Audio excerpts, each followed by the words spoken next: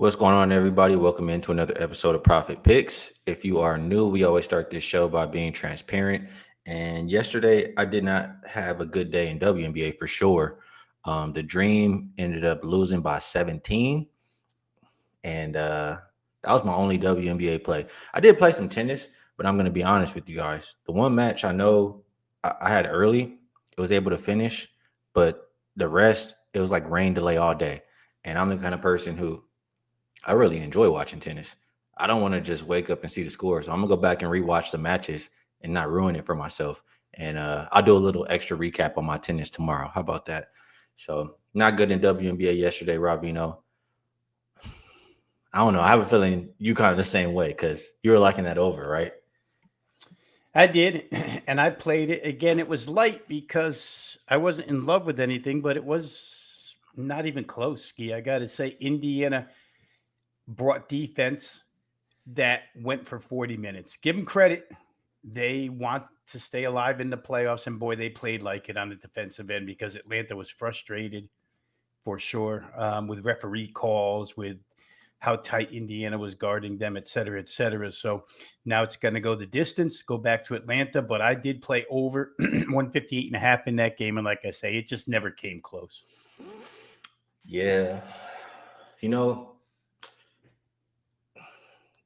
it just like the better teams out of the two teams, or out of the two games yesterday, lost, in my opinion. But it just boils down to, you know, back against the wall, win or Right. go home, you're gonna get the max effort. I mean, even though the Storm were losing pretty much all game, they didn't quit until the end, and they were able to come out with a W. So you can't. How do I say what we learned from yesterday? You can't underestimate, the effort level for the team, who's playing for their playoff life. That's just what I learned yesterday. Not that I don't already know that, but just a reminder. So we'll talk about these games here today. We have two of them to get through. And number one is going to be 635, 636, Phoenix and New York. Opened up New York minus 4.5. We saw, Stewie got a little banged up. I think it was an overtime of the last game, and there was some uncertainty whether she was going to play or not. The line did come down to about 2.5, but now they're saying Stewie is going to give it a go, and the line went right back up to 4.5. Even a 5.5 popping up at a shop right now. Total, not a whole lot of movement. I see an opener of 159.5, and it's looking like that pretty much across the board. As far as injury report, um, I'm refreshing here. I'm pretty sure I saw on Twitter they said Stewie's going to give it a go. She's still listed as questionable, but I think she's going to be out there. Whether she'll be effective or how effective she'll be, how injured she is, that's to be determined. For Phoenix, nobody on the injury report. Vino, I mean, that last game, Phoenix was right there. They really could have took that game. Um, Probably should have really, but in overtime, just seemed like they didn't have enough. Couldn't even really score in overtime. Now, get a little bit of a banged up Stewie. You are on the road for the Mercury, but and I'll double check this. This is just off my memory. I feel like they've played the Liberty pretty close or pretty good so far this season. I think 4.5 is a bit too much. And also, before I pass it to you, both teams coming off that overtime game. I know they're tired. Um, I think there will be less points in this game as well. So under or Mercury are my initial looks in this game. How do you feel about that, Vino? Yeah, a couple things to add to your point about Phoenix being right there the other day in game one. I mean, let's face it, Alyssa Thomas has a layup that she makes generally 90% of the time. That wins the game. It never makes overtime. But it just bounced off and it didn't go her way, and therefore they went to overtime. But I'll say this just to add to the fact that they were right there with a good opportunity to win the game with Satu Sabali. What in God's name was that? 2 for 17 from the field, 1 for 10 from three, and they still almost won. You have to believe. And I guess in reading some of the things post game, even the coach Nate Tibbetts alluded to it. Phoenix is a young basketball team. A lot of times I think of them as the big three: Copper, Thomas. and Sabali. And I just think, well, they have enough veteran leadership, but they are young and they're youthful in the context that Sabali's never been in a playoff game, right? With Dallas, they were never in the playoffs. I think he said it was her first time out there in the playoffs. So under those types of lights, maybe that's what happened to her, but I would expect a big bounce back from her tonight. You just can't have Satu going 2 for 17, 1 for 10. It was home floor. That did help Phoenix. It was a pretty good crowd. It'll help New York tonight. I find this game difficult, Skee, for as far as side is concerned, for one reason, because I don't know how long Breanna Stewart will last. It's going to be, we saw last night what these playoffs are going to be. Bump and grind, fight for your life. And Phoenix has interior people, including Alyssa Thomas, that could, actually, Breanna Stewart, one wrong fall, that knee again, and it's, 8 minutes and out, or she could play the expected amount of time. So it's tough to handicap because I'm of the belief, I've said this a zillion times on the show, that they're tremendously better defensively when she's on the floor. I think her assignment was Alyssa Thomas the other day. And Thomas had a good game, but she didn't go off in all three categories. So that makes it hard. If I knew Stewart was fully healthy, I might lean New York's way. But Phoenix has come into this building and won one time already. And like you said, they did win the season series. So they're not afraid of New York by any stretch of the imagination. In fact, if you ask me, Alyssa Thomas looked angry walking into the tunnel that they blew that game in Phoenix the other day.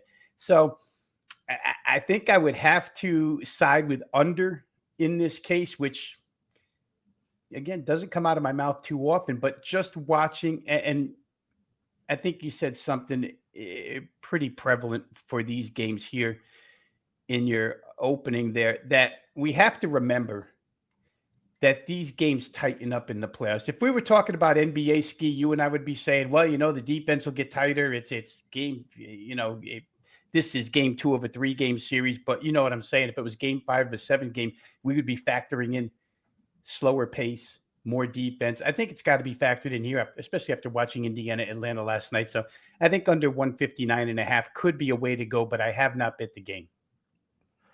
Well, you know what we do here on this show, Rob Veno? We open them up. We stop the show. We open up our wallets on this show. And I mean, we've talked about this all year. Breanna Stewart, you've said that they're a better defensive team with her on the court, right? Maybe it's her offense that lacks with the injury. Maybe not so much of the defense. The overtime, I think is huge. As much as gassed as Phoenix was, and couldn't score, I think that's going to transfer over. Like, both teams are going to be tired. I think that's going to affect the offense in this game. You're going to get defense because it's win or go home, but the offense could really suffer in this one. I'm betting the under. I'm telling you right now. So bear with me for 1 second. Let me just. I don't like to talk about it and not bet it. You know what I'm saying? I will just make one more point to your point about the sides being tired here after overtime.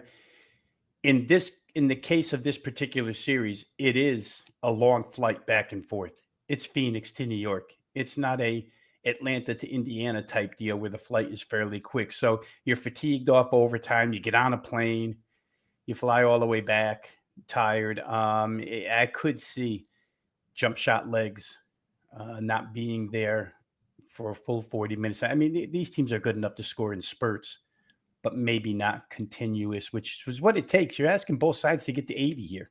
And as we saw last night, it's not so easy to get to 80. No.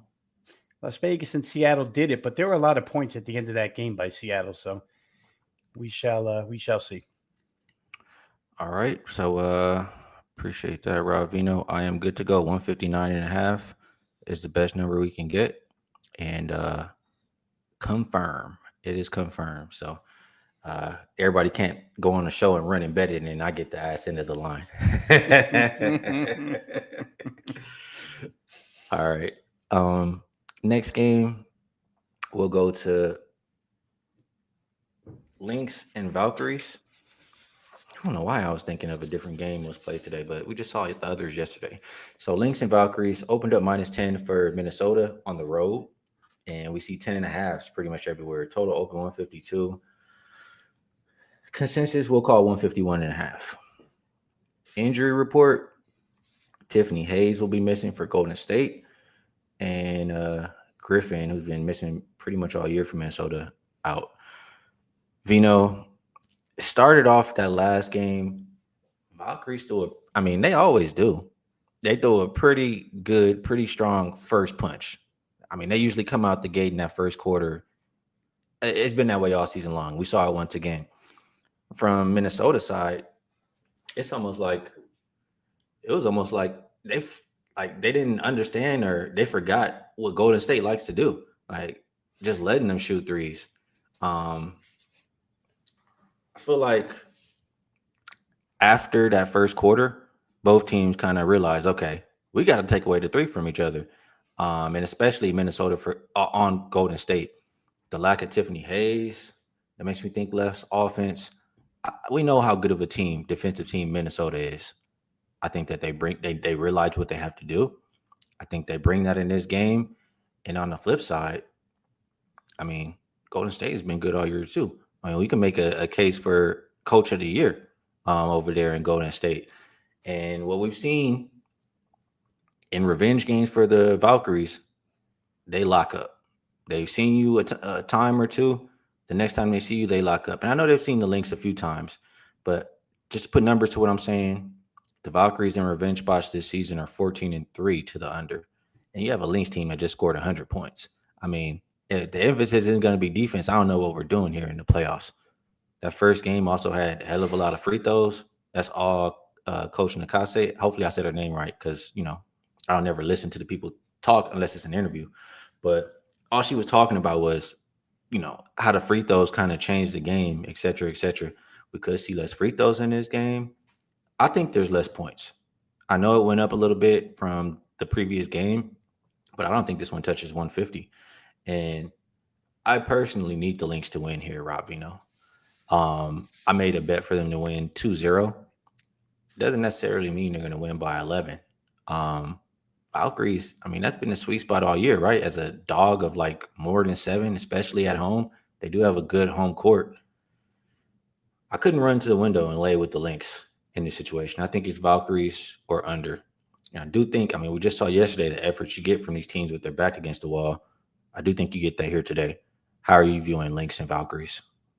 Well, I like the Lynx, and I'm trying to find a way to bet them, Skee. Now, you mentioned the full game price, 10.5, and Golden State's been a pretty good dog this season. In fact, a real good underdog this season. However, they've played Minnesota 5 times and lost by 11 or more 4 of those times. Minnesota's just beating this team like a drum. Golden State can't score against Minnesota. The highest point total they've had in any game against Minnesota is 75, as low as 53, but most of them are pretty much in the same zone, 71, 72, 72, 75. At home, if you get 70 out of them in order to cover, you need 81 out of the Lynx. I try so hard to talk myself into this. I said, okay, let's just shave it in half. Let's see if I can get Minnesota first half, because they actually, even though they were ahead at halftime, they did, like you say, take a first half punch. Maybe they learned a little lesson and they come out a little quicker on the road. They are the veteran team. But we remember that Golden State's an excellent first half team. I think 3-0 straight up as a home dog in first half action. Last 10 games or so, and overall very good. So Minnesota's a bad first half team. It's always the second half with them. I'll give you some numbers just where this series is concerned, particularly just the series. First halves in this series, Minnesota just won by 7. They won by 12. Then they lost outright by 5. They only won by 5, and they lost outright by 1. Now, the 2 times they lost outright in the first half in this series were both here in Golden State. But the second halves have been all Minnesota in every single game. So if you have patience to wait till the second half and you want to play Minnesota's second half, I can't say no to that. But then again, you're just assuming that the first half results are going to be what they've normally been, right? And we don't know that for sure.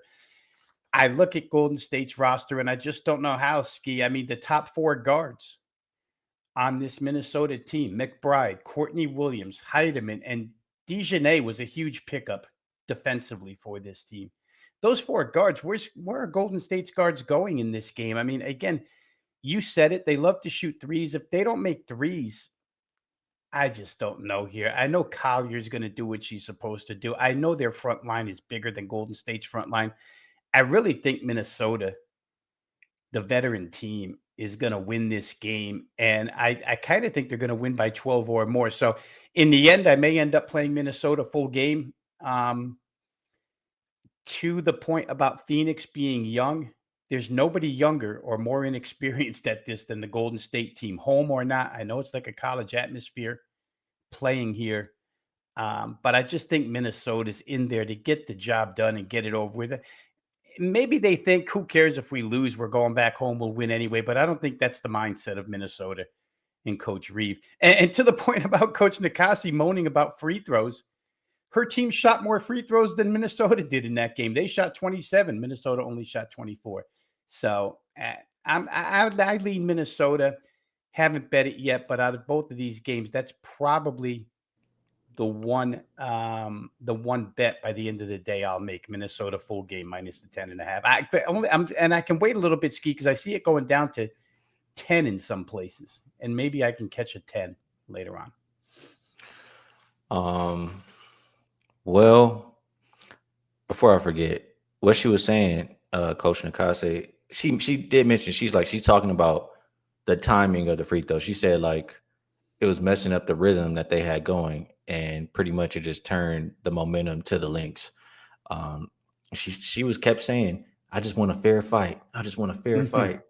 So that's what she was saying. She wasn't happy with it. A couple more things from the chat. Reminding us that it's not a true home game, says this game is in San Jose. So that is true. We never know how that could affect. They do have, good home advantage at Valhalla. We'll see how it is over there in San Jose. Mark says, check out Minnesota third quarter stats. I mean, I don't got to look at the stats. I know what they do after halftime. And it's because they're well coached. They got the best coach in the league, Cheryl Reeve, and they're the best team. So they go in at halftime. They see what the other team threw at them. They make adjustments. And they come out and flex on them. That's what you see every time in the third quarter. So, I don't got to look at the stats. I'm there with you, Mark. I know what they do in the third quarter. Good stuff on the games today, Rob Veno. Feel like we broke them down pretty good. 2 games, did it in a little bit under 20 minutes. So we will now move it on over to best bets. I am not going to put anything up on the screen here today, Rob Veno. You and I know why. But I will pass it to you and ask you if there's a best bet that you have for the show, and if there's anything that you would like to promote. You know what? Promotion wise, Skee, I will just say, guys, if you've gone ahead and purchased the Flex Picks packages before, then you know what they're about. It basically is more than one handicapper over a set time period, and you can interchange handicappers. If one day you think there's more college football involved and you like a college football guy, you can go ahead and purchase that handicapper for the day. If you see it's a WNBA day and you like, say, maybe me or Skee in that situation, or our good buddy U-Capper, you can do that too. So it's very, very flexible. I guess that's why they call it Flex Picks. That's the deal going on over there. For this show, though, and I hate to do this at playoff time, but I just don't have anything. I haven't bet yet. So I don't have anything that I'm so confident in that I would release here as a best bet, Skee. Like I say, the closest I come to playing right now is the Minnesota full game minus 10.5. I even looked a little at team total, but I'm just afraid of defenses ruling the day. They're ruling the night here tonight. So I'm going to pass on best bets here today. I hate to do it to you guys because it is playoff time, but just don't have anything that I feel I can recommend.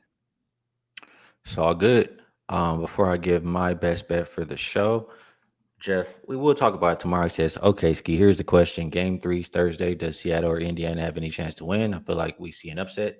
We'll be right back here again tomorrow to talk about it. But I will say two things. Number one, got to remember what I said in the beginning of the show too. Just what you saw and I'll extend on that. It's a little different, but what you saw in the last game is not necessarily what you're going to see in the next game. Just always remember that. So, can these teams win? They can. Will they? We'll talk about it tomorrow. My best bet for the show. I'm gonna go with. Well, first of all, promo wise, I'm just gonna say I'm betting a lot of tennis right now. Like I said, I didn't recap yesterday because I like to watch the matches, and it was rain delay literally all day. So I'm gonna catch up. But prior to that, I believe I hit 11 of my last 17, and I'm firing. I'll see how my plays did yesterday. I think I had 5 of them, and we're gonna continue to fire. So if you're looking for some tennis action throughout the days, every day, I am gonna be, getting heavily involved. As far as best bet for the show, man, I opened up my wallet already, Rob Veno. Y'all know what I'm Yeah. betting. I Yeah. mean, I told you guys to bet already. I'm rolling with that. We're going 159.5 under between Phoenix and New York. Um, Gave you a lot of reasons why, but I'll add this just to put some numbers to a little bit of what I was saying. Looking at playoff games after overtime games, they're 9-2 to the under. So a lot of fatigue here. Win or go home situation. I think we see a lot of defense, and I think the tired legs affects them on the offensive end. So my best bet for the show will be Phoenix and New York under 159.5. Vino, appreciate you taking the time to come cap these games with me. Helps my process. I'm sure you help everybody else out there as well. Everybody in the chat, it's great to be back with you guys. I appreciate your input. You're great people and great cappers, and we all, chip in and help each other win. So always want to let you know you're much appreciated. Everybody else out there, whether it's Twitch, X, Kick, what else we have? YouTube Shorts, Spotify, Apple. We appreciate everybody watching. Tomorrow, we'll talk the 2 WNBA games. We'll talk a little Thursday night football. We'll see if maybe we even have some college football. However we can cash, we'll get to it. Maybe even some tennis. But we'll catch you guys tomorrow. Best of luck on all your action tonight.